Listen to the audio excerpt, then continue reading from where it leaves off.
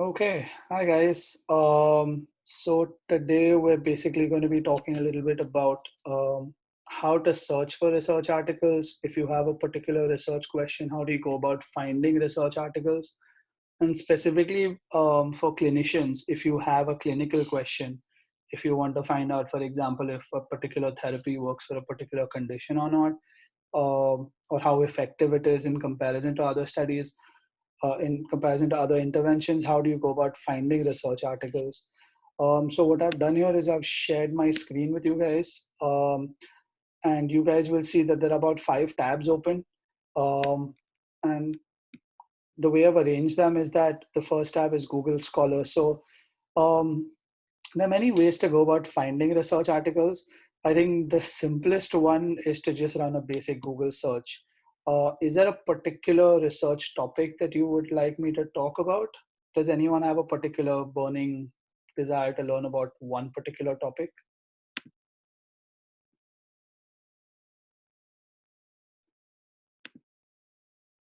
No? Okay. So well, we just Sneha just mentioned something like vestibular rehab, for example. So the first thing we do when we think about finding research articles is we try to break down whatever question we have into components. Now, what do I mean by components? If you're doing a research study, for example, uh, I don't know if you guys know about the PICO format. There's something called the PICO format, which is basically P stands for the population you want to work with. Um, I stands for the intervention that you want to find out about. C stands for what you're comparing that intervention against or a control. Um, and O stands for outcome. So how are you going to measure the difference between the two groups? So that's usually how you frame a research question. And when you break up a question like that, what that does is it allows you to search for those individual terms and find out research articles individually, and then you can combine those search terms to get a comprehensive picture of what exactly you're looking for. So, for example, if I want to find out, say the question is vestibular rehab in, okay, so something came up in concussion, okay, but in whom? So in athletes with concussion. Okay, so we can probably say professional athletes with concussion. So if you have a question, is vestibular rehab effective in professional athletes with concussion? That forms sort of like your research question. As a clinician, you just want to know, you have a particular patient who's an athlete who suffered a concussion maybe like a week or two ago, and he comes to you and you've read a paper somewhere which says that okay, they might have vestibular issues, and you want to find out more about vestibular rehab. You want to find out, is it effective in this particular population? So how do you go about breaking that down? Like I said, you break it down into P, I, C, and O. P is the population. Here you have professional athletes.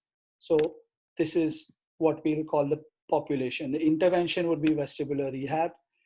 Uh, we're not comparing it to any other therapy here. We can compare vestibular rehab with some other sort of rehab. Maybe say, for example, I don't know, I'm just throwing this out there. Um, Sensory integration therapy, something like that, anything.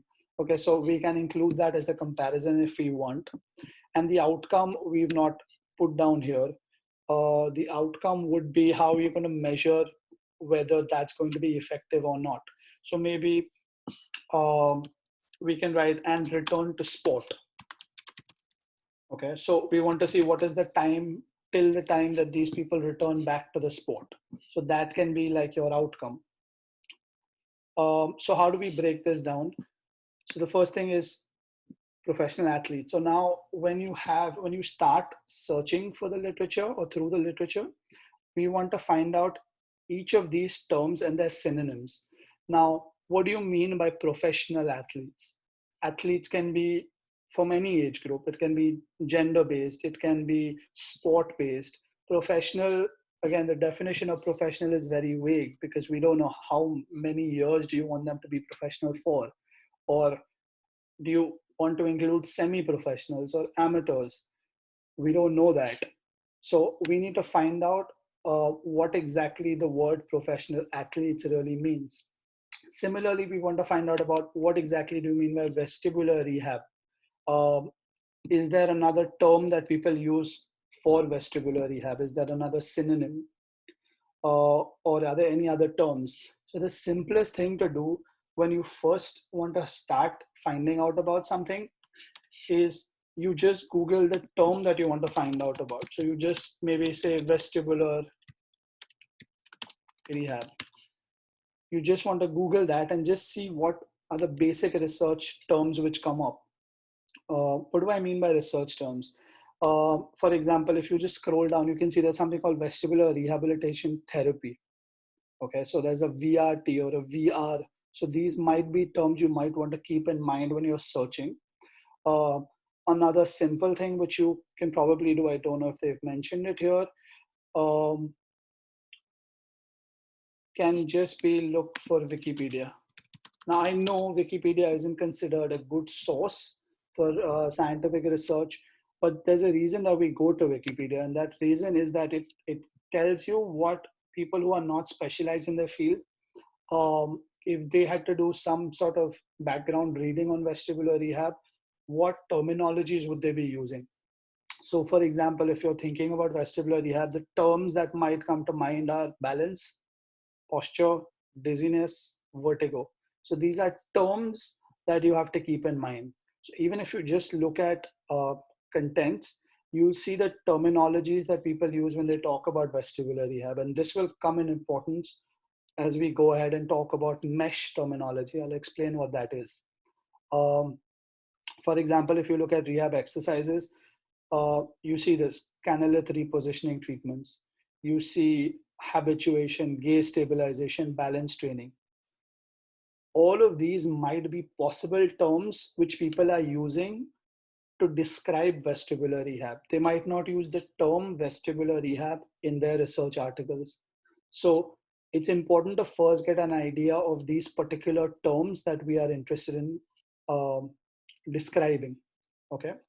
So similarly, when you search for concussion, you'll find a similar sort of diversity of terminologies. I'm not going to go into details of that, but now that we have a basic understanding of what terms people use, now we can actually shift to searching through PubMed. Now, what is PubMed? PubMed is basically a compilation of many different research articles which are related to the health sciences, specifically like the biomedical sciences. Now, an important thing to keep in mind is um, you can see that this is a .gov site.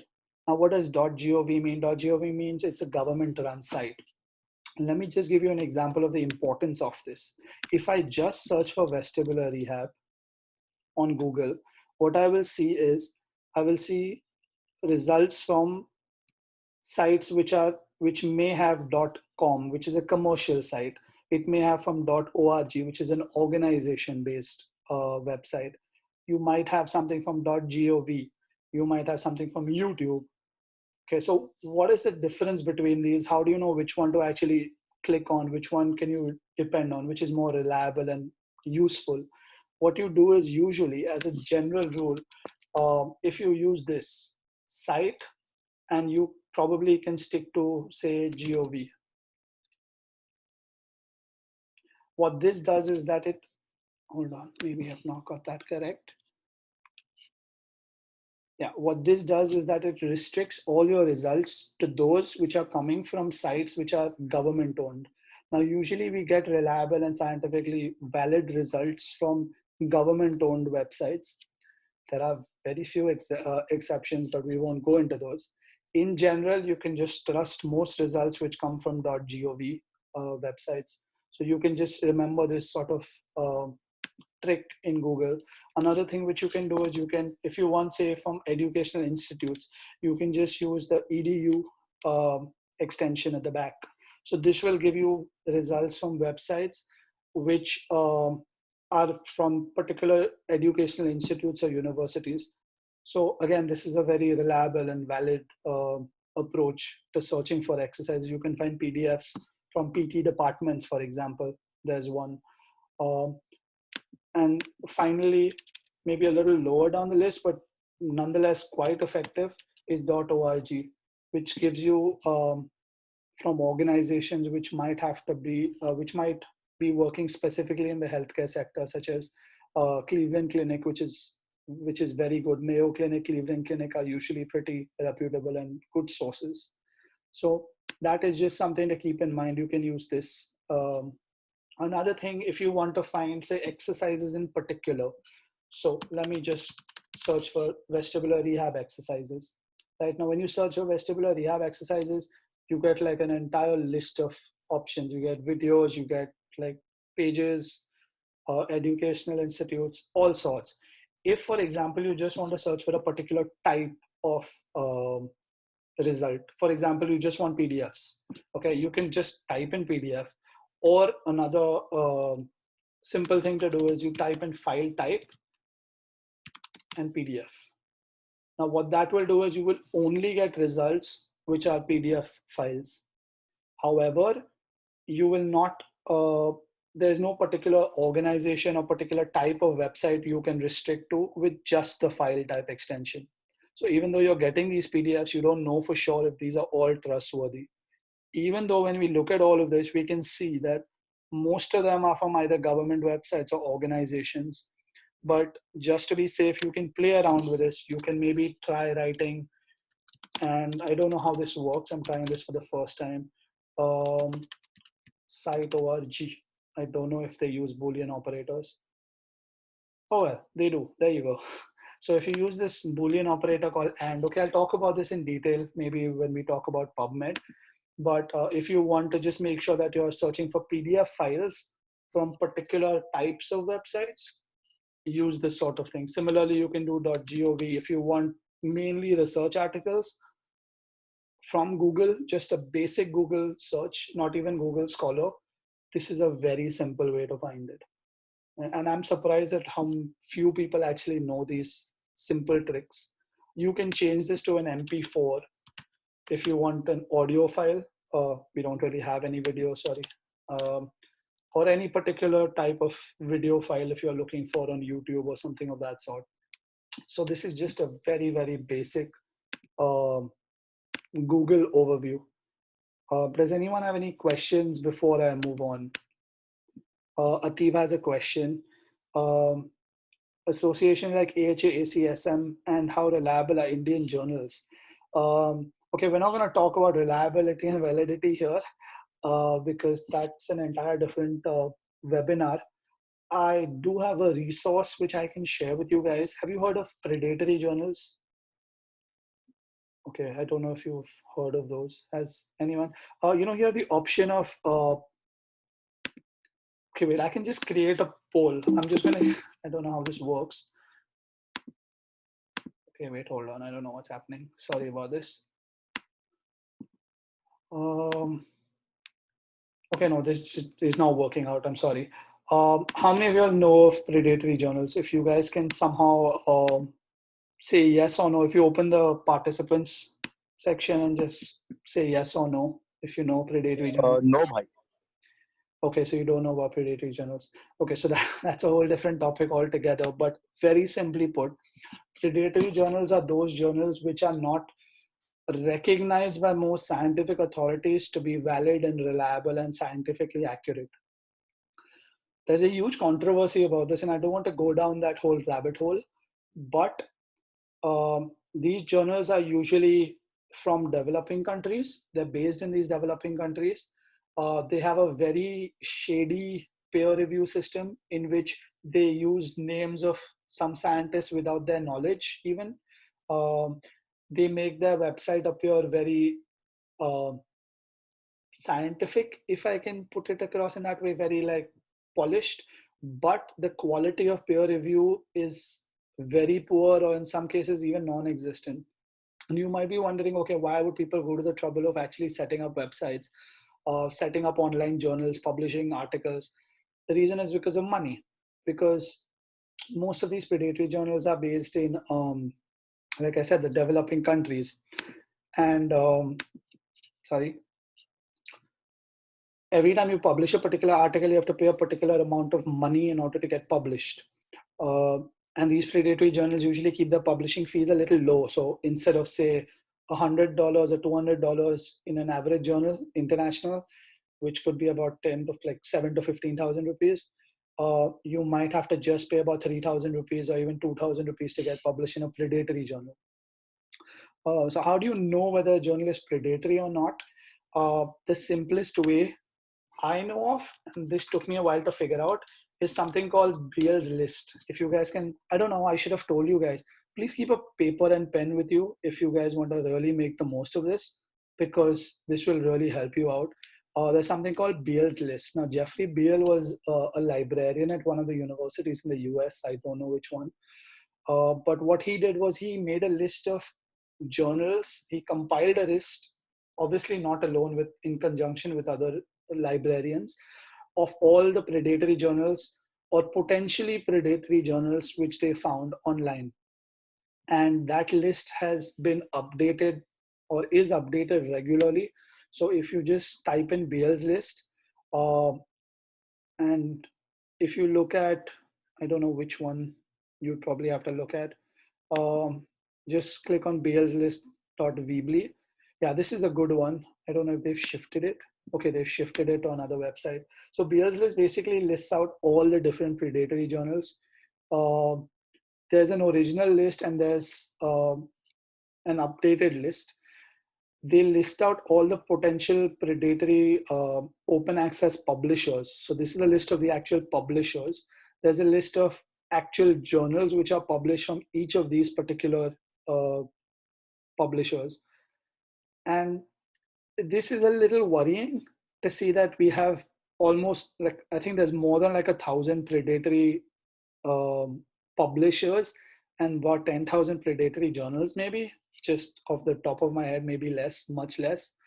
Um, but yeah, so this is just something to keep in mind. Okay, I don't want to go down this path because it's there's a lot to this, and the simplest and the easiest way to think about this is that when you open up Beal's list, this particular website, I'm just trying to find out if, I'm sorry, I have like 3-4 Zoom chat windows open.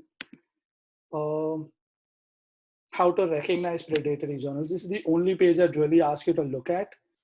They have like a journal evaluation tool which is validated, and they have a particular list of criteria which librarians use to determine whether a journal is potentially predatory or not predatory. A very like cursory look here will tell you things like if they have emails which are ending in @gmail.com, which is like a very, very stupid and simple thing. Or if they have invitations for, like if they invite research articles for publication, um, or if they, it's just like a list of red flags which you can see. If they have a very large scope, for example, if you see like a journal article, International Journal of Agriculture, Science and Technology, that doesn't really tell you what the journal is publishing. That could be anything. So that is a red flag. So yeah, just this is a whole different webinar, and I've spoken about this to some other people, and maybe we can have another webinar just on this. I don't know. But yeah, so that's Beal's list for you guys. Save that. What were the other questions? I'm sorry, the chat window is gone again. So reliability, that answered it. AHA, ACSM are usually generally considered relatively valid, scientifically reliable. So I believe you can trust them.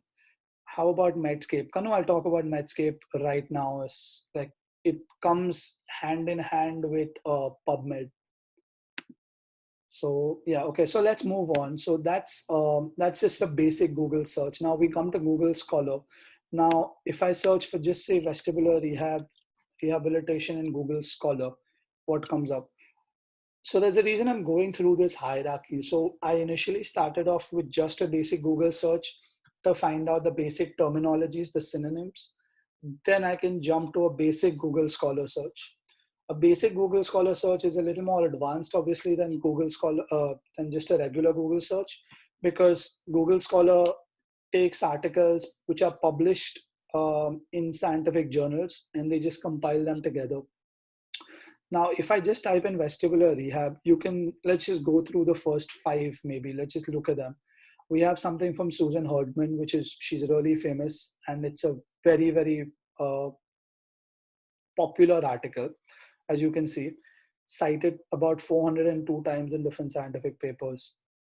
Then we have, so this is in 2013. This is another paper again by Horak, who's really famous for motor control, published in 92. Then we have another from McDonald, again, pretty famous, 2007. Susan Herdman again. This is a book published by Susan Herdman. And Shumway Cook, obviously, who we all know. So the reason I'm going through this is because I want to give you all an idea of how these particular references are actually arranged. So they're basically arranged by citation. So the papers and the books and the articles which are most commonly cited are the ones which are at the top of the list, because it's believed in in scientific communities, it's believed that the more a particular paper is cited, the more influential it is, and the more scientifically valid it is. That's a whole different debate altogether.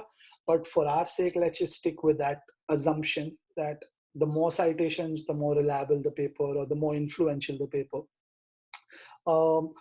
If you just put in vestibular rehab, you might not find exactly what you're looking for, because you can find programmatic ones, you can find just books, PDFs, overviews for particular conditions. You will not find it exactly for what the exact reason that you're searching for vestibular rehab might not be very clear to Google Scholar here.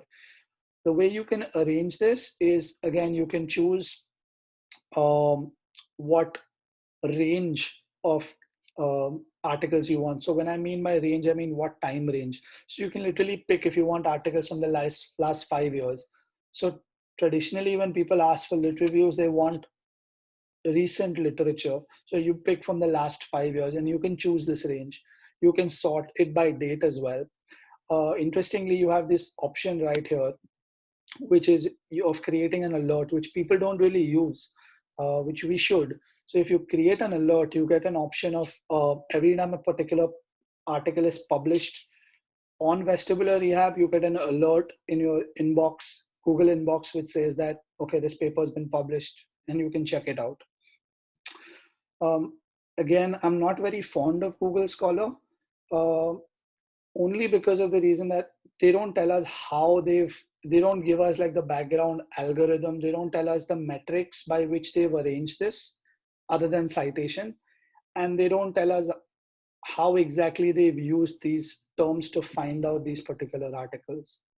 However, if you just want a basic overview of a topic, I would highly recommend Google Scholar. Just type in whatever you want and look at the articles. I would probably look at like the first page to give an overview of what we're looking for. An important thing to keep in mind is, okay, you can go in for an advanced search, and this is what you get. So if you want exactly vestibular rehab, the exact phrase, then you just put that in the exact phrase. If you want at least vestibular or rehab to come in, you can put that in this, and you can play around with this as you wish. So this is like a good option just for an overview. One thing to keep in mind about Google Scholar is that it includes articles from journals which are not indexed. Now, what do I mean by indexed? Indexed journals are those journals which, so there are indexing databases. For example, Pubmed is an indexing database. Sinhal is an indexing database. EBSCO is another one. Pedro is an indexing database. Now, what these indexing databases usually do is that they look at the journal. Every journal has to apply for indexing to these databases. And once they're accepted and they're indexed, the results or the papers from those journals can be found on that database. So obviously there are some quality checks and some criteria which journals have to fulfill in order to be indexed in these databases. However, Google Scholar doesn't have that indexing requirements. So you can find articles from journals which may not be that reliable. So just putting it out there. But as a first overview, I think it's fair enough. I mean, I'm guessing no one here is looking to do a systematic review or a meta-analysis or something, at least right now. So I don't think we need to worry about that too much. So that is Google Scholar for you. The next step you'd probably do is just go straight to PubMed. Now, what is PubMed? Like I explained, it's a compilation of it's a database basically. It's a compilation of many different biomedical research papers, books, journals, etc. And PubMed has this really amazing option of looking for mesh terms. Now, I'm just going to click here. If you scroll down, you come across something called mesh. Now, what is mesh? Mesh is basically medical subject heading. Okay. Now, what does this mean? Let me just, for example, type in vestibular rehabilitation. Okay. Now, when I type in vestibular rehabilitation, just the fact that I've typed in vestibular, you get a list of terms. Okay, if you can see, these are all terms which are related to the vestibular system. And these are the options which come up by themselves as I start typing in vestibular. So if I start typing in vestibular, you start getting a list of different options. And then, oops, I think I typed in the wrong word. Sorry. Spellings. Have I got the spelling of rehabilitation wrong? This is really rehabilitation. Have I got the spelling wrong, guys? Can you help? Hello? Can you guys hear me?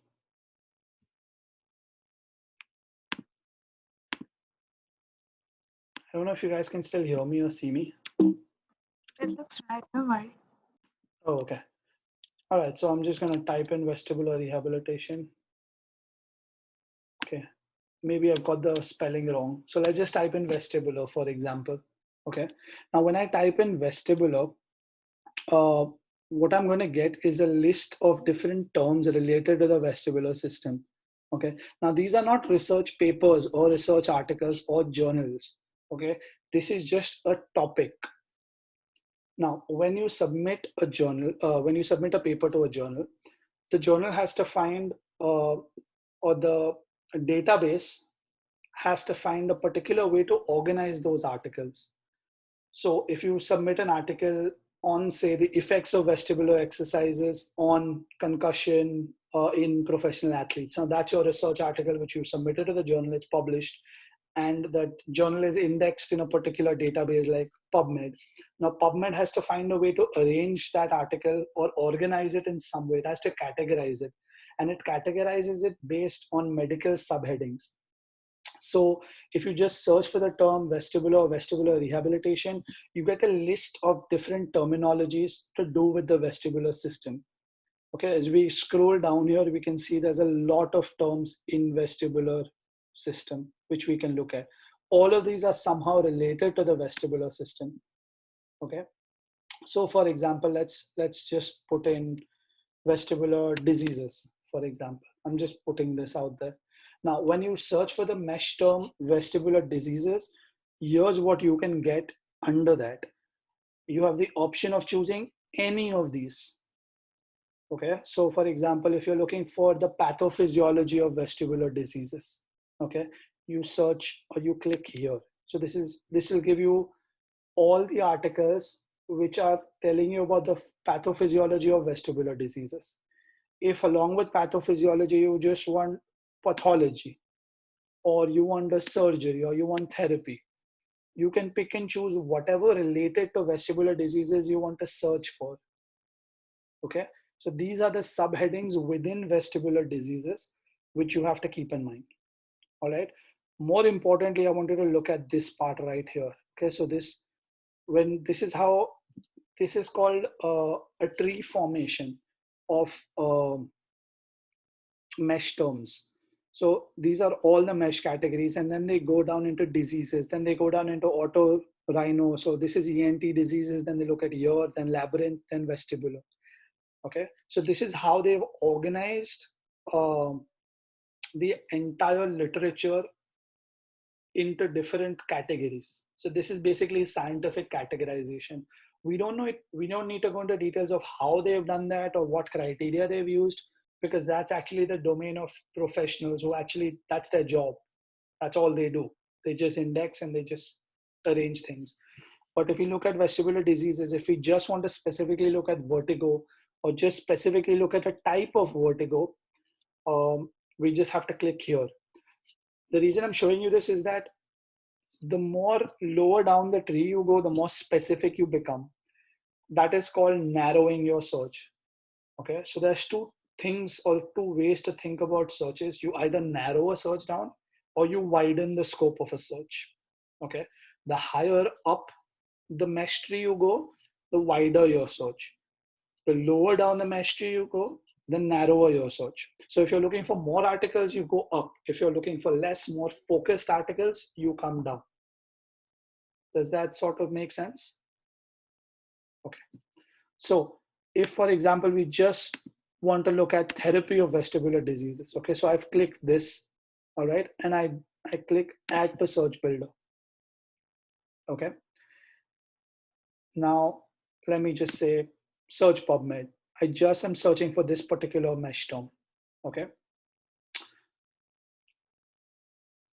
This gives me an option of basically what is vestibular rehabilitation. All of these have something to do with vestibular treatment, not specifically to rehab. Sorry about that.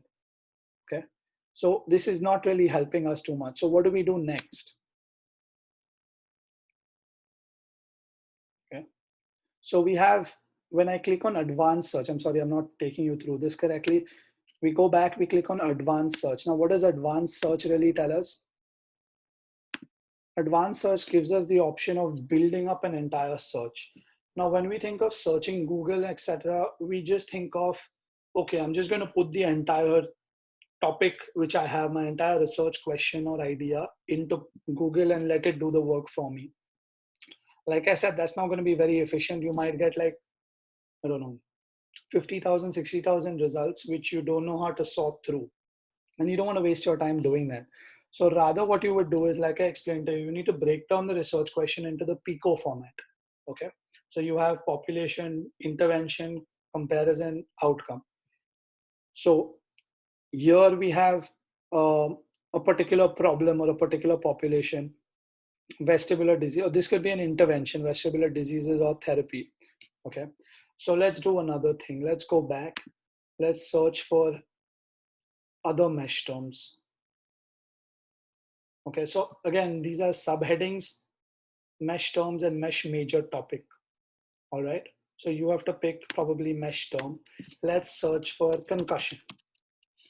Okay, now you see there are several terminologies which come up when I search for concussion. There's brain concussion, something called cardiac concussion, which I didn't even know existed, and there's cerebral concussion.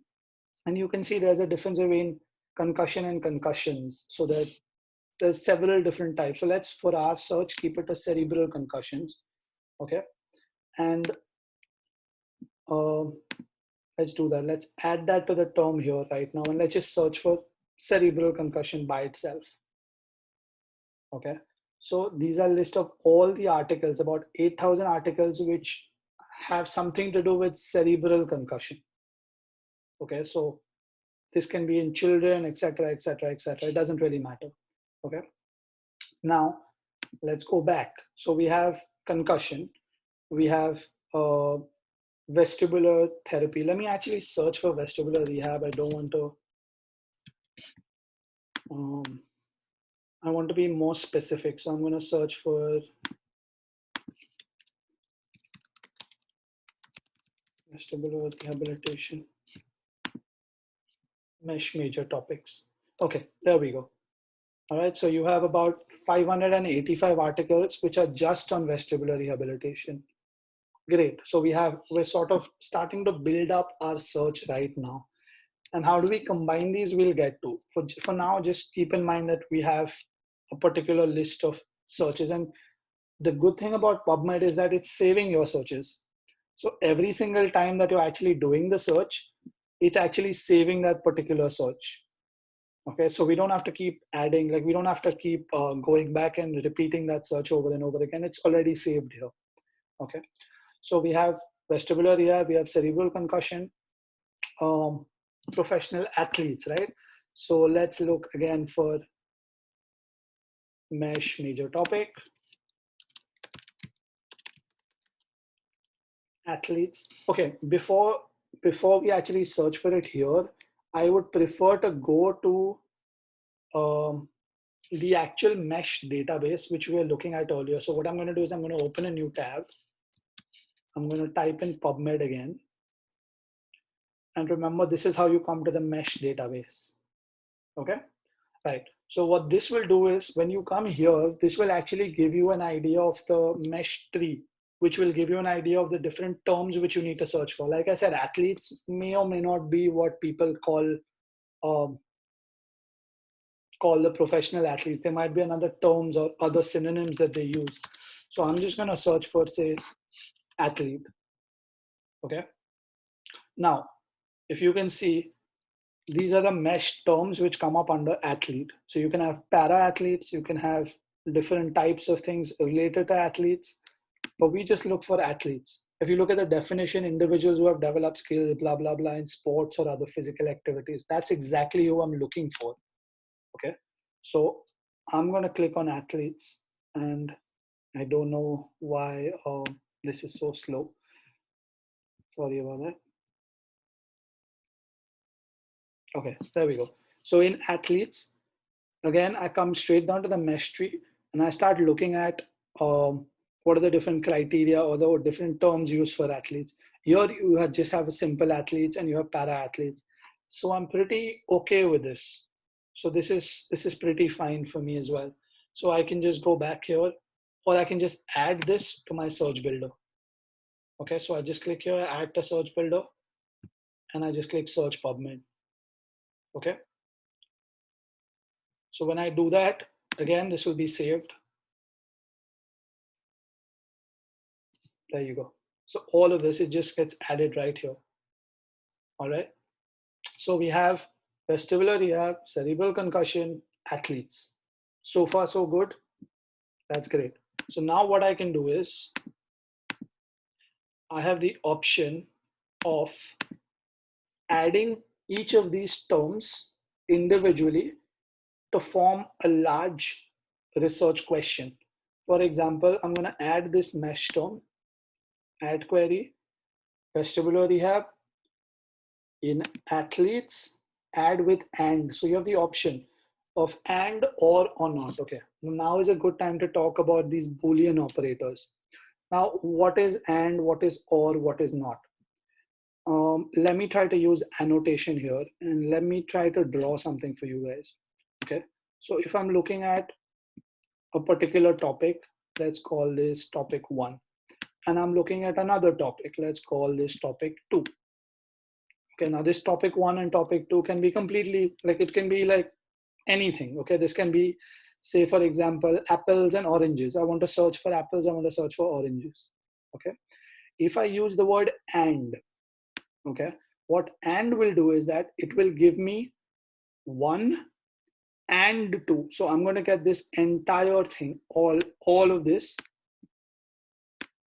I will get results based on all of this. I'm sorry, I don't have like an Apple pen or something which I can use, but this is basically and.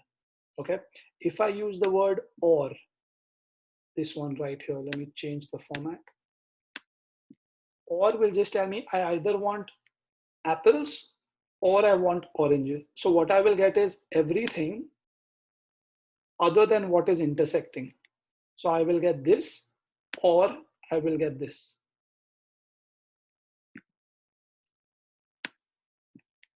Okay, does that sort of make sense? And not will tell me I want one thing but not the other. So I want apples but not oranges. Okay, so maybe I've complicated this a little too much. Let me do something simple for you guys. Let me explain this to you more simply.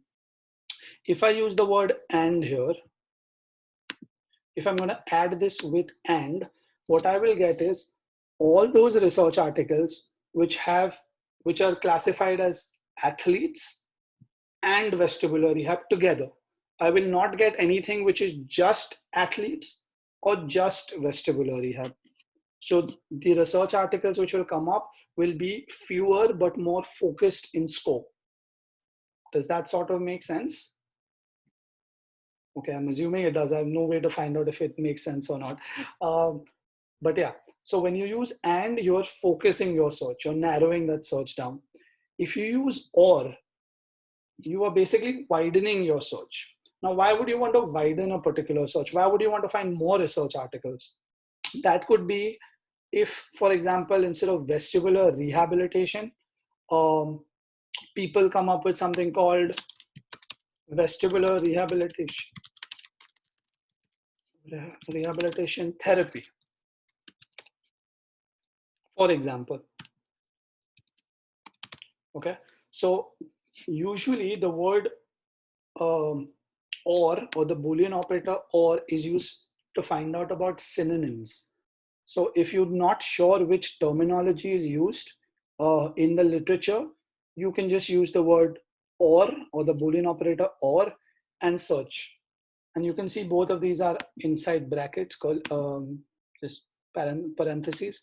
So it will give you either vestibular rehab or vestibular rehab therapy, all the research papers from both of these. And then we can combine that with athletes. Now, if I wasn't sure if I was looking for uh, athletes in general or only para athletes or only a particular subtype of athletes, I would probably include, based on whatever I want to find, I would use the word and or, and I would add those terms along with it. Okay, so that's basically what and or do. What does the word not do? For example, if I search for vestibular rehab, if I don't want a particular type of vestibular rehab, say I don't want Epley's maneuver, so I would put in vestibular rehab mesh major topic, not Epley's maneuver or Epley's. So that is a subtype of vestibular rehab which I don't want to find out about. I don't want my results to include that. So that's when I use the word not. Okay. We usually don't recommend, I usually don't recommend using the word not, because then like you're restricting your results a little too much. You might as well include whatever, unless, for example, how do I explain this? Okay, for example, if you're searching for intubation, okay, like putting a pipe down someone's throat, most of the time when you search for intubation, it's assumed that you're talking about endotracheal intubation, something to do with ventilation. However, there is another type of intubation. It could be gastrointestinal intubation. We're not really concerned with the gastrointestinal intubation as physiotherapists. We care more about endotracheal. So I would put in intubation mesh term, not endotracheal. Okay, so that would restrict my results to just endotracheal intubation. So I think that should clarify things. Anyways, let's get back to this. So we have vestibular rehab, we have and athletes, and we want to find out about cerebral concussion. So I'm going to add that with and I'm going to search.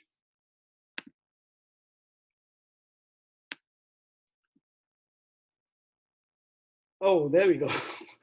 We just have one article. Okay, so that's a problem, because we should have more than one article. That means we've gone too narrow in our search criteria.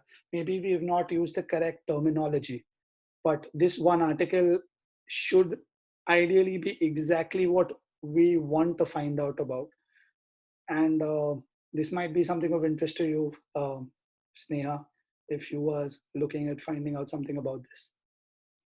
So yeah, so this is basically PubMed. That's how you search for PubMed. Okay, and it saves it automatically. As you can see, as we've included and, look at the number of terms or the number of results that we had initially, and then look at what the final result was when we go to AND. So AND has really narrowed down our criteria. One reason we might be having these particular issues why we only get one result is because we've used the term mesh major topic. Now, vestibular might be a major topic, rehab might be a subtopic. I'm assuming, because if you look at vestibular rehab in the mesh, if we go back to the mesh term, I don't know where that mesh term is. Let me just do that. This is a good way to find out about why things work or don't work. So just click on vestibular, and now let's actually try to find out vestibular rehabilitation. I hope my spelling's right this time. No, that's odd.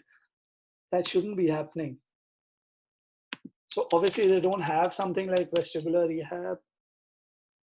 That's really strange. I'm really surprised about that. They usually should have something called vestibular therapy or vestibular rehab. So we'll just have to stick with vestibular. And then we're going to have to scroll down here and try to find out something related to vestibular therapy. So we're just going to have to search for something related to vestibular therapy. Maybe function tests might be something. I'm not sure. Maybe not. Wait, hold on. Let's search for 50 items per page. There has to be something for vestibular therapy. I'm surprised that there's nothing here. Maybe they use another terminology for vestibular therapy. I don't know what they call it, because vestibular therapy is usually a very physiotherapy term, which we've come up with. Maybe maybe the medical personnel call it something different. I don't know.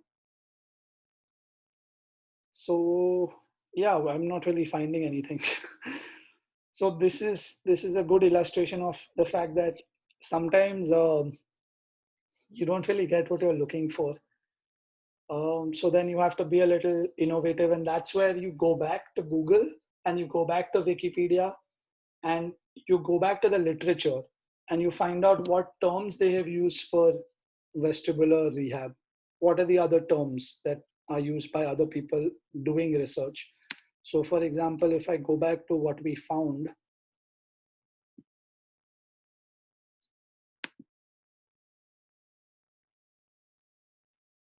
if I just repeat this search again,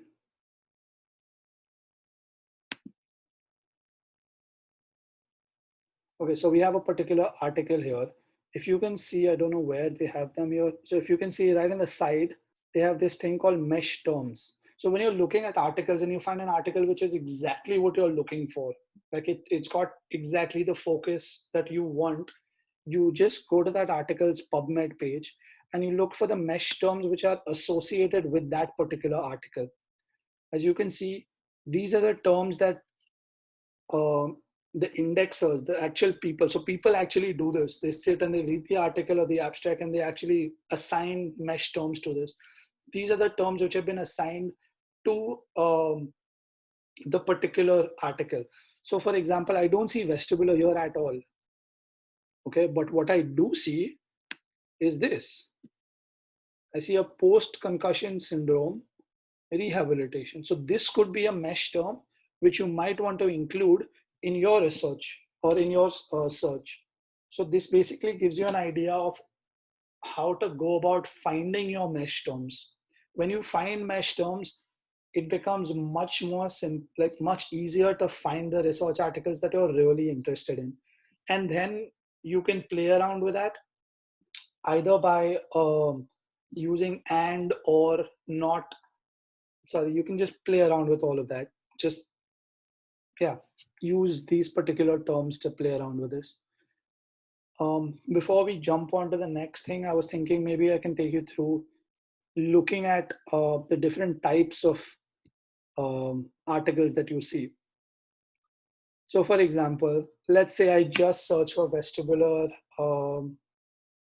Okay, what do I search for? let's say I just search for vestibular rehab as a mesh major topic. Okay, I get 585 articles. Now, how do I know which articles I need to look at? Okay, I have 585 of them. So what do I do? How do I scroll through them? How do I know which ones are relevant for me? Well, it depends on what exactly you're looking for. You have the option of filtering out these results according to what you want.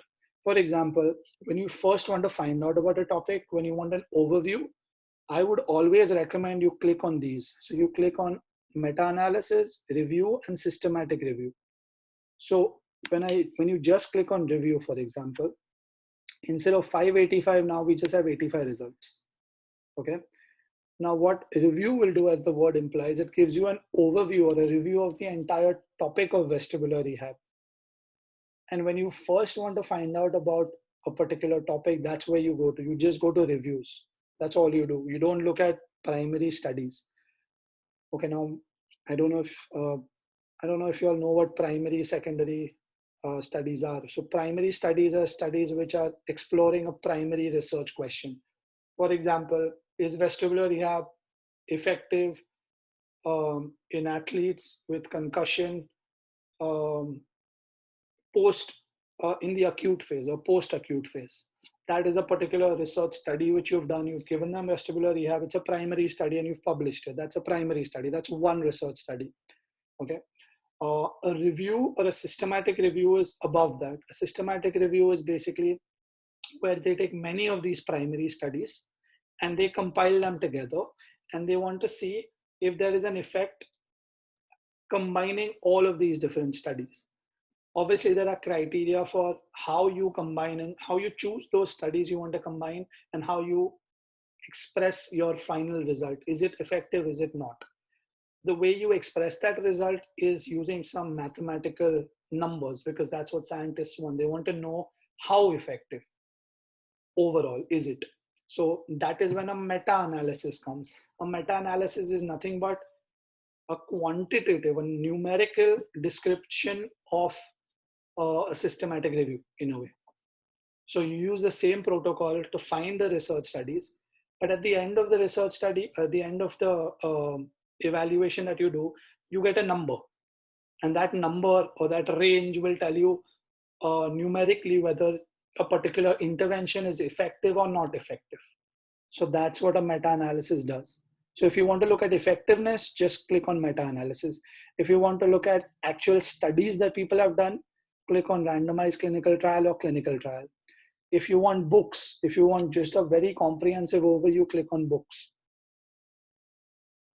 That that is quite a lot for you guys to take in, I know, but I'm going to try to slow down because I think I'm speeding up too much. Or maybe I'm going too slow. Tell me if I am, I don't know. You have the option of additional filters. Now, very important, additional filter. The first thing I do is just go to language and click English. I don't want articles in Estonian and Sanskrit.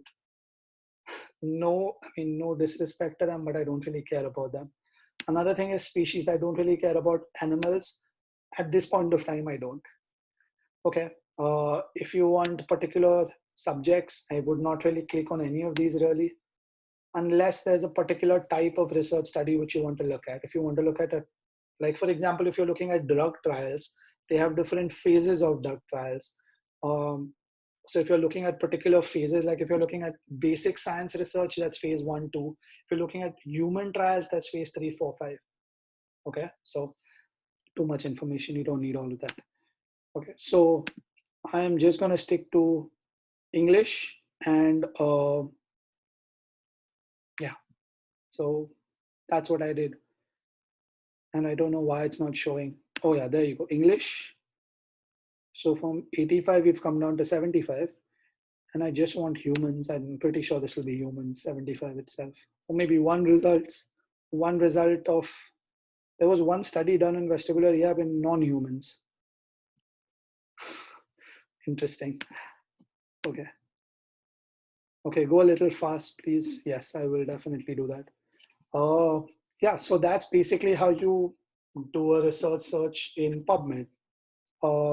That's how you combine different topics and how you create a search.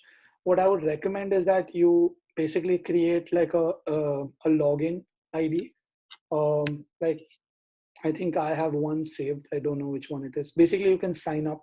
It's available for free. You create your NCBI account and you can save your searches. So what it's helpful because then you can go back and then you can see, okay, what did I search for? How many results did I get? Um, whatever, that sort of thing, if you're interested in. Another thing which you need to keep in mind is you have to create, if you want to create an alert for a particular topic.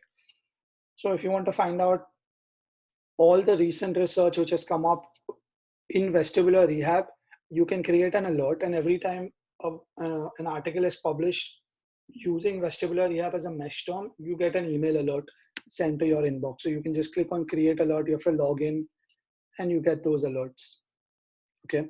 You can save your particular searches, you can save your results, you can email your results to yourself. So if you don't want to sit and look at 74 different articles, you can just email it to yourself, and later when you have time, just, this is for more complicated searches like the one which we did, where we listed out many different mesh terms and then we've gone into details of those. So you can email it, you can save it, you can send it to other people, you can download it. I mean, it gives you lots and lots and lots of options. If you just want access to free text, like you want the full article, then you just want those particular ones which are freely accessible, you just click on free text or free full text. And that should more or less sort you out. Okay, one very important thing to keep in mind, especially those of you who are doing research, who plan to do research or enter into PhD, masters, etc. Mesh terms, like I explained to you guys, are they are assigned by individuals, they're assigned by human beings, which means that every time a journal publishes an article, it has to send it across to these databases, and an individual has to read the abstract and assign those, which obviously means that if you have 10,000 articles which are published and you have about 300 people working on this, there are going to be articles, there's going to be a basic delay between the time the article is published and the time the mesh term is assigned. So do not use mesh terms if you're looking for recent articles, period. Okay. For example, let me show you in the last 1 year, there are only 4 results using these particular mesh terms in the last year, which have been indexed. That means nothing in 2020, if you can see. It's May of 2020, 5 months in. I'm sure there's some research which has been done on vestibular rehab. No articles which have been indexed currently. Okay. So this is something to keep in mind. If you're looking at the most recent literature in the last 1 or 2 years, do not use mesh terms. You can still use other terminologies, but avoid mesh terms. Okay. Now, quickly, how else can I search using PubMed? For example, if I want to make sure that the word vestibular rehabilitation is there in my title, I want to make sure that vestibular rehab is there in my title. What I can do is, there are 2 ways to do this. You can use the shortcut. Okay. You just type in TI. Okay. Or if you want to make sure vestibular rehab is there in your title and or your abstract, you type in TIAB. Okay. If, for example, you want to see if vestibular rehab has, the word vestibular rehab has appeared anywhere in the text of the article, anywhere, you type in text word TW. Okay. And then you click search. What this does is it gives you only those particular articles which have these words in the particular article or in the title or in the abstract. If you don't want to remember any of these particular shortcuts, click on advanced and click on all fields. Now this will tell you everything that you need to know. So if you want to find an article, for example, by Shumway Cook. Shumway Cook is her last name. So you click on author last and you type in Shumway Cook and you'll get all the articles just by Shumway Cook. Okay. If, for example, you want to look at whether a particular paper has the words vestibular rehab in the title itself, which means it'll be very focused on vestibular rehab.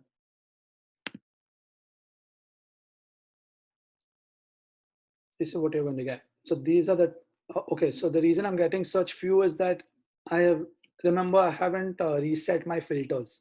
So if I clear my filters, there you go, 316 results.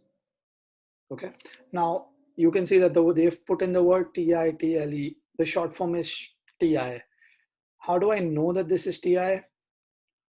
Let me try to find that for you guys.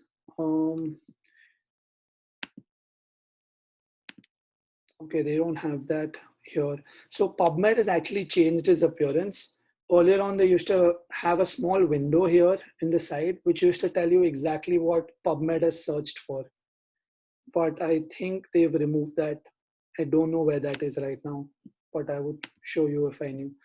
Anyways, so that's how you can do that. For example, and the reason that I've said this is because if you want the type, like the words vestibular rehab and athlete both in the title, you can build up your search that way. If you want to widen your search, remember the wider searches, instead of just the title, you can go title or abstract. Okay, again, title or abstract. For example, if you do title or abstract, you just have two results which have used the words athlete and vestibular rehab in your particular title or abstract. If you just restrict it to the title, that narrows your search. I don't think we'll find anything there. So these are things which you can play around with. You can, most important is to build up your search.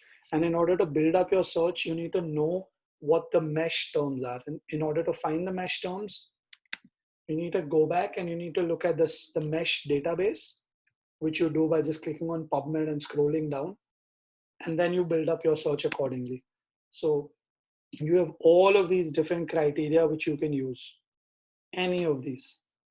Okay. So pick and choose whatever you feel like. The important ones I've told you: title or abstract, text, word, author, yeah, that's, and mesh, obviously. So those are the important ones.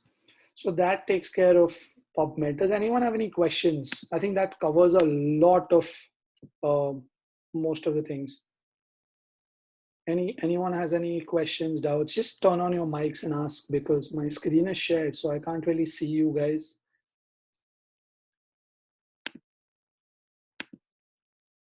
Anyone? Yeah, hi, always Vaishnavi here. Yeah, hi Vaishnavi.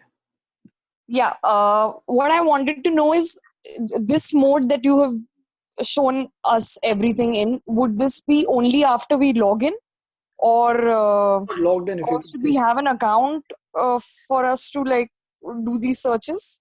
I'm not logged in. If you can see right here at the top of the screen, I'm not logged in. Oh, okay. All right. Without logging in.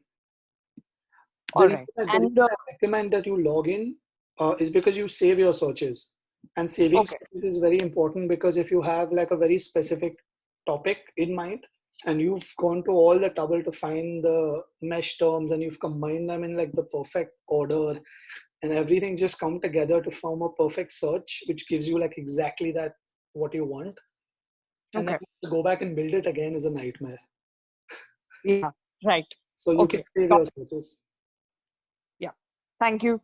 No worries. Anyone else have any questions about these particular things? No one? Okay, so I'm going to assume no one has any more doubts or questions about this. So yeah, I think we've covered Boolean operators. We've covered PubMed at least. Oh yeah, Kanishka, you were asking, right? I'm so sorry. You were asking about Medscape. Okay, so okay, let me just click on PubMed. In fact, let me just go to PubMed directly. Okay, so when I just type in, say, for example, I'm just going to type in vestibular rehab. I'm not going into details, anything.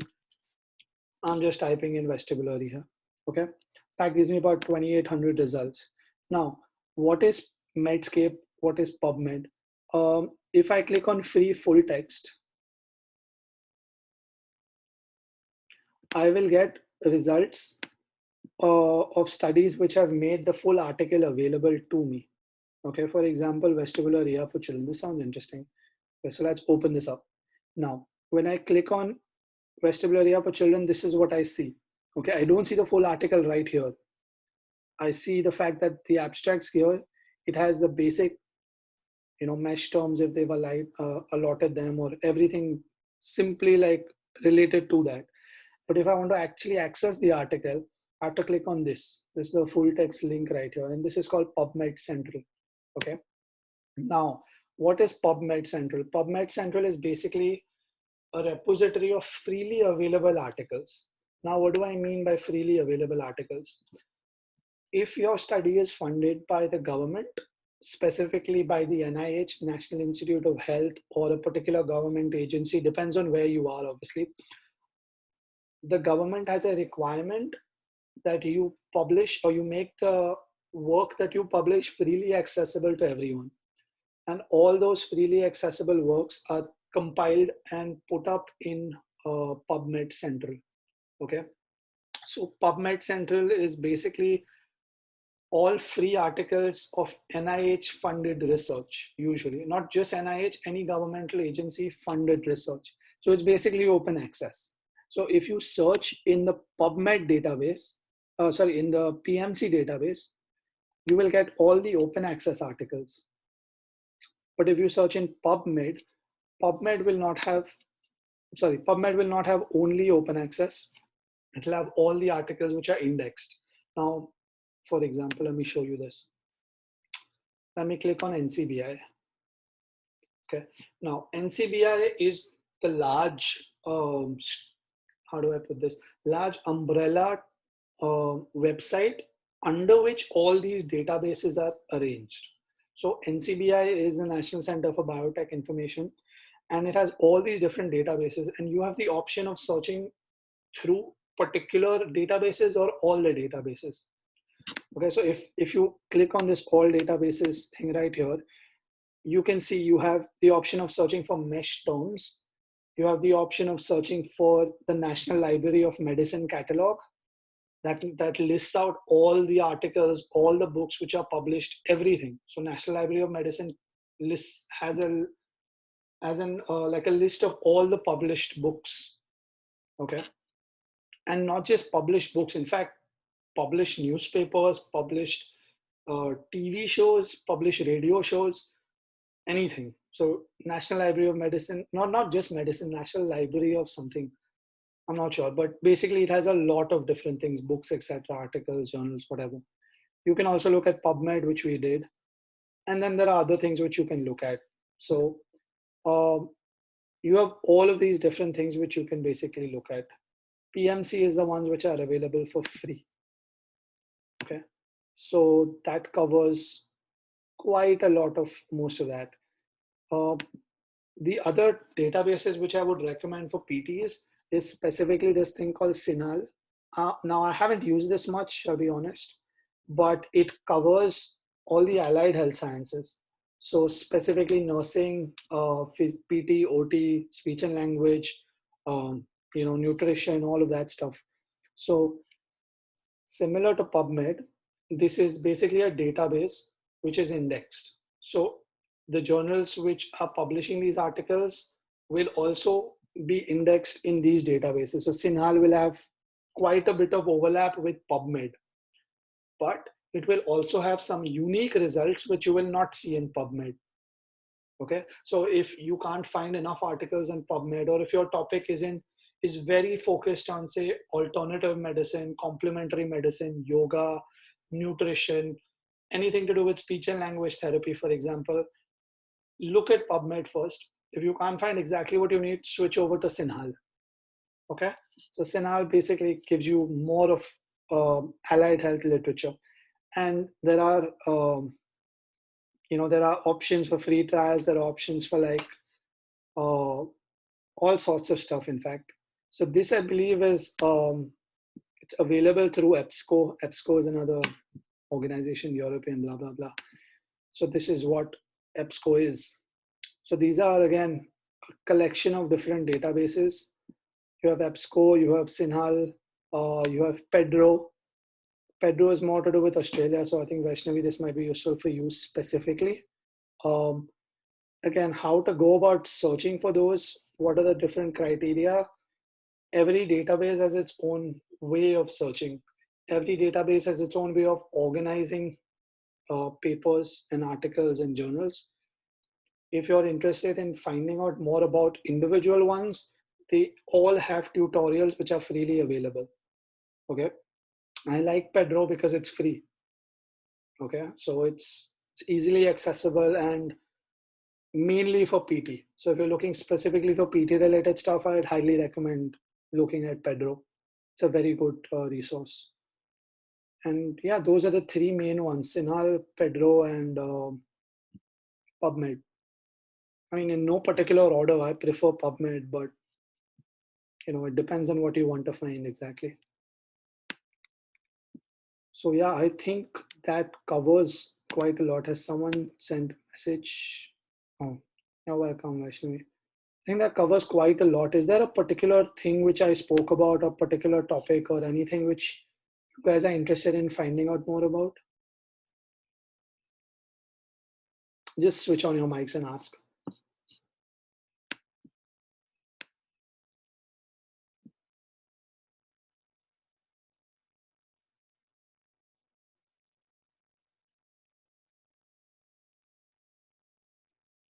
No questions. Any? Wait, I'm Yeah. sorry. I was just thinking about what I could ask. Fine, that's We could also look for like cohort studies, observational studies. Can we, like, on the basis of the types of study, can we also filter our search further? Sure. Yes, you can. So for example, let me just go to PubMed directly and search. Let me show you. Again, vestibular rehab. And usually you have like these article types which come in, but you can look at additional filters and you can try to find out what particular type of study you want to find out about. See, for example, if you want an observational study, click here, you'll get all the observational studies. If you want to click case report, you get a case report. If you want to find out cohorts, I'm pretty sure there's like a cohort. Something should be around here somewhere. Case cohort or something. So I'm pretty sure you can find that based on article type filter. There are many different types of filters. If you're looking to evaluate or validate a particular scale that you've developed, or you want to do a cross validation or something, reliability study, click on validation studies. So you'll get those as well. If you want to find NIH funded studies, click on research support, NIH, government, US government or NIH. So yeah, control studies are here. There's many options. Also, the not operator that you told me, like, would it be useful if I want studies only on, say, females? And so then, could that be a good use of the not operator? An easier way to do that would just be click on filters and go on sex, female. Okay. I think that would just be easier for you. Okay. But if you don't get those studies which have not been, like, if you find that the studies are not specific, or if they're not just on females, then you might want to play around with the filters and see. Look at the mesh terms that are used. So a particular type of female, like children, adolescent, infant, toddler, middle age, lower, like young adult, whatever, like it depends on that. So you can have gender based, so male female is like a very binary thing. Now everyone's shifting towards a more, okay, I don't know what's the plural of, like, how do you say, polinary? I don't know.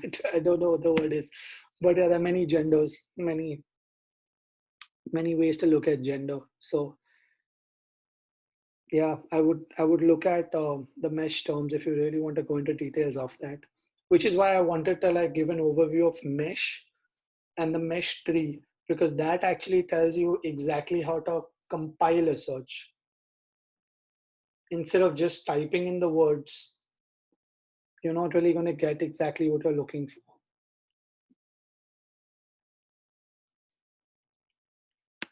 Anyone else? I hope that answered your question, Vaishnavi. Yes, thank you. Okay. Prateep, Kanishka, Roma, Sneha, if you have any questions. Is there anything else you want to like talk about, know about, anything we can discuss? So always for recent articles, Mm-hmm. isn't it better to like be aware of the journals that are mainly concerned with such articles that directly go? Okay. Because I don't know, like you said that don't use mesh terms for recent articles, but in general, do we have really recent articles that will come up in PubMed? PubMed can come up with all articles. I mean, because when the journal publishes, it has to like it has to send across the article to the database for indexing. Um, because most researchers use PubMed. So And if this is US based, right? yeah, the actual PubMed I believe is US based. That's right. But like you have So what articles about from PMJ and all of that? Isn't there like all of those one are indexed. platform for all of them? All of those are indexed in PubMed. So PubMed, even though it's run by the US, I believe it's run by the US government. I'm not sure. Uh, even though it's from the US government, it's handled by that. But there are articles from all over the world. So journals from all over the world, as long as they're indexed in PubMed, they will be found here. If they're not indexed, then you have to find out a database where they are indexed, like something like Pedro or Sinal or something like that. For Indian journals, they might not be indexed in PubMed, a lot of them. So you have to try to figure out what other databases to use to access those particular journals. There are several databases which are available. If you just search for whatever you want to find out about, um, and you just type in research database, for example, there's a cerebral palsy research database if you're interested, or there might be an autism database. I mean, there's loads. Um, Thanks. yeah. If you want to find out recent research, what I always do is if I know that research on a topic that I'm interested in is almost always going to be published in a few journals, I subscribe to those journals. So what I do is, for example, okay, let me show you this. There's DMCN, which I think all of us know in pediatrics, developmental medicine and child neurology. Um, this is one of the most high impact factor journals in pediatrics. So what we do is you just just go to the website, whatever it may be. I'm showing all DMCN, but what you can do is you can just get content alerts. So when you click on this, you get alerts every time people publish like an article in that journal, and you can pick and choose how often you want to get those alerts. Sometimes you can pick like a daily alert, you can pick monthly, weekly, bi-monthly, whatever you want. So they have those options available to you.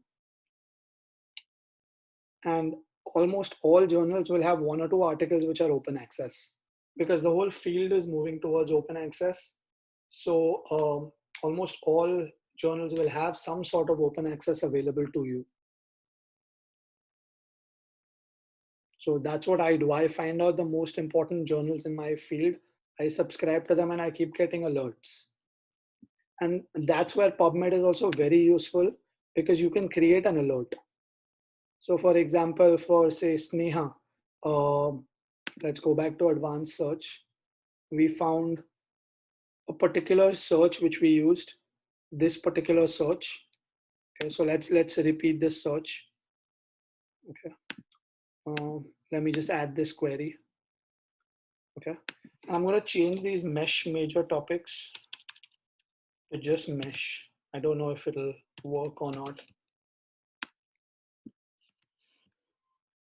Okay, so this was the search which we had looked at, and let's see if we found anything in this. I don't know if you will. There's just one article. Okay, um, clear all.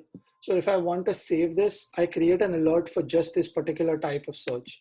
And every time there's an article which is published using those criteria, I get an email from PubMed saying that this article has been published. Now this is very detailed. If I just want vestibular rehab children, I don't care which particular condition they are falling under.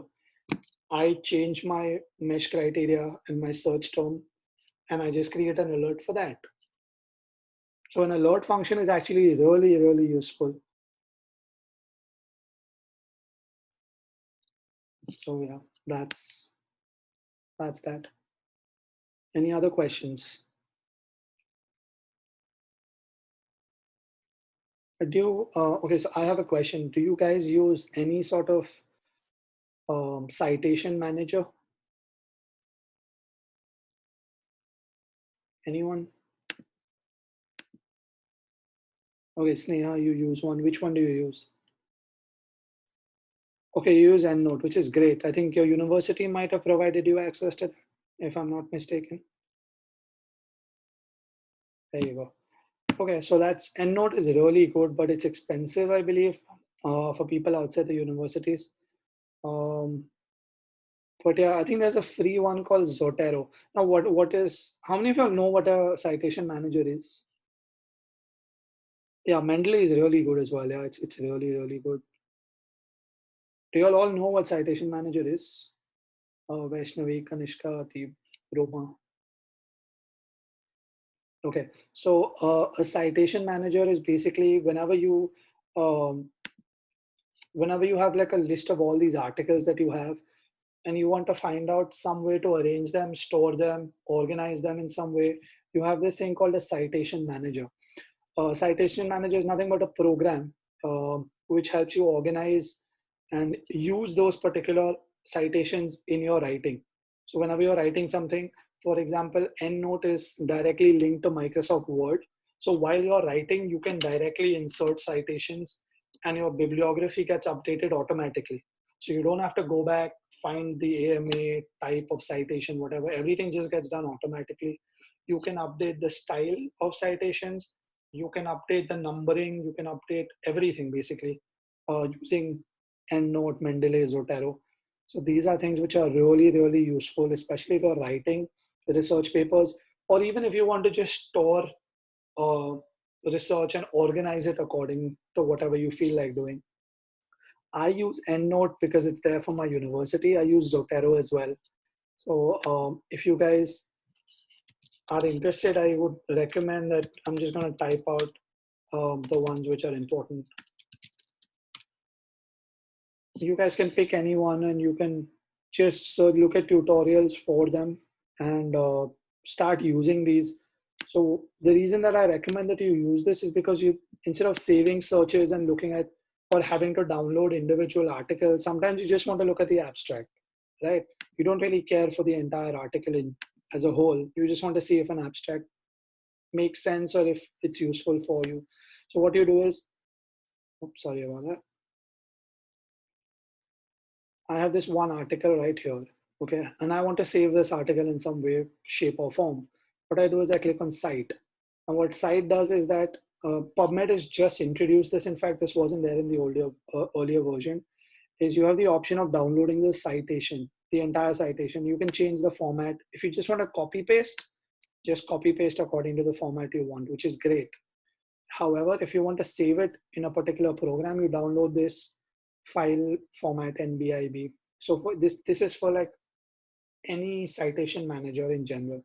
So you can just download the citation, save it. Okay, now when I click on this, this will actually open up my EndNote program. I don't know if I've shared the right screen so you guys can see this. Wait, let me share my desktop screen with you guys. Okay, so let's link this. So this is what Endnote basically looks like. I didn't open that. So Endnote is basically, this is a list of all my references. I have about 300. Can you guys see the screen? I don't know if you guys can. Yes? Okay. I have a list of about 346 different references, and I've arranged them according to whatever grouping I felt like. So I'm working with kids with CP and I'm looking to do something in assessments. So I have a list of all of these. And if you can see here, so this is basically retrieving my account because it's synced online. But if you can see, this can all be arranged according to author. This right here tells me that I have like the full text of the article available. This tells me the title. I have the option of looking at the abstract as well. Don't know if you guys can see this. Okay, this is just taking time. But yeah, you can really do a lot with this. You can share this entire citation thing with other people as well. If you look at this button right here, this Microsoft Word button, what this does is that it opens up Microsoft Word. And if you click on this button, whatever citation is highlighted, this button right here will directly import that citation into your Microsoft Word document.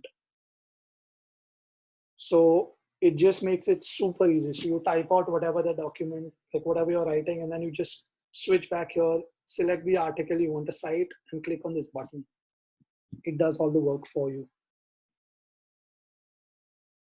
So someone's chat can't see the one. Can you? Oh, you guys can't see it. Oh, I'm sorry. Oops.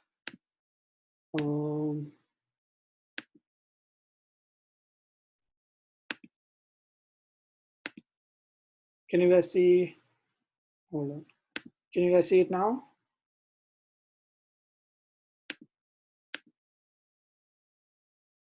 Yes. Yes. No. Okay. Yeah. So this is basically Endnote. And you have the option of directly importing citations. So if you click on this button right here, it imports the citation. And you can do multiple citations at the same time. You can switch back and forth between Microsoft Word. You can arrange according to whatever criteria you choose to arrange it with. These are the criteria I've used. And what I like most about this is that when I right click, I can copy it to another library. So all of these citations are saved in one library. I can add any particular reference to any of these groups. So this is basically like tagging it. It's like a hashtag sort of way of doing this. I can edit the reference. I can find the attachment of the full file. So if, for example, I have a research paper, like I have a citation, but I don't have the actual research paper and I want to find the research paper. Instead of Googling and searching for it, I can just right click, find full text, click this button right here. So that will tell me if the full text is freely available online. If the references have been updated, for example, if they're old references, they might have been updated. You just click on find reference updates.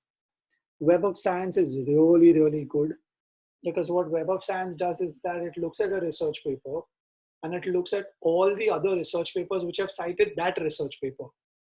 Okay, so if you have a research paper which is very influential and it's been cited by a lot of different people, and you want to see how that research paper has been cited, what other studies have cited it, you just click on Web of Science and click on create citation report, and it gives you an idea of what are the different citations of that particular research paper. So that's another way of actually finding out research papers. A very nice way of finding out research papers is by looking at the citations. One way is to look at similar articles, but more importantly, I would look at, sorry, this just goes back and forth. I would look at cited by, and I would look at, all the different articles which have actually cited this particular paper. So that's another way to find research articles.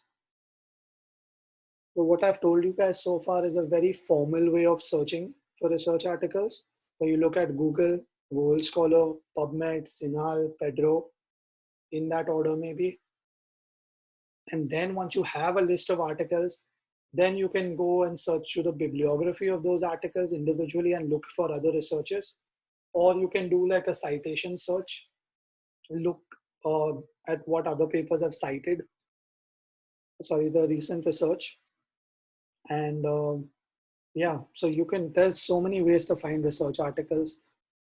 I've told you like the most formal way. This is another way. I would highly recommend that you guys Google Web of Science. I'm just gonna type that out for you guys. That's really helpful as well. Any doubts, any questions, anything which you feel you want to learn more about, know more about?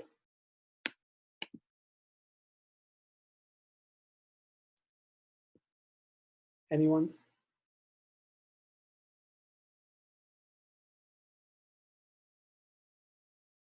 No? Okay, I'm just gonna stop the recording. Thank